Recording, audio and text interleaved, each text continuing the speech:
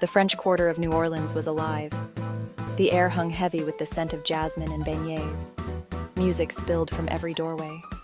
Charlotte loved the energy of her city, especially at night. As a tour guide, she knew every brick and every ghost story. Tonight, she was guiding a group eager to hear tales of voodoo and vampires. The group hung on her every word. She regaled them with stories of Marie Laveau and the infamous allure mansion. The French Quarter was a tapestry of history, both beautiful and brutal. As they rounded a corner, Charlotte noticed him. He stood leaning against a lamppost, shrouded in shadows. He was tall and dressed all in black. His eyes, however, were what caught her attention. They were a piercing blue, almost luminous against the darkness of his clothing. He watched her group with an intensity that sent a shiver down her spine. Charlotte tried to ignore him, focusing on her tour group. But his gaze was magnetic, pulling her in like a moth to a flame. Who was this mysterious stranger?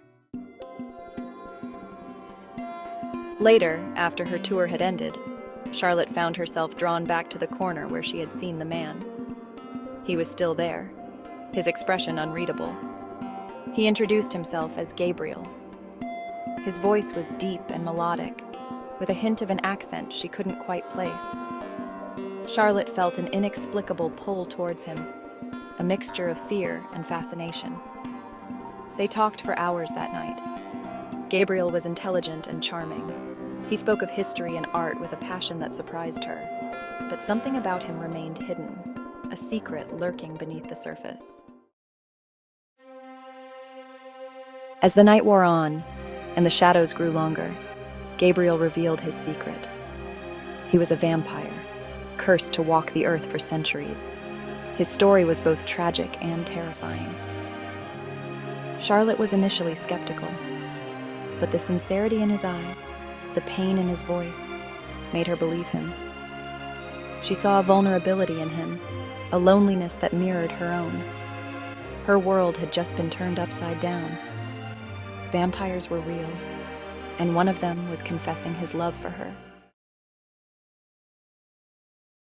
Fear warred with fascination within Charlotte. Could she really be falling for a creature of darkness? A being who could easily kill her if he chose to? She had a choice to make.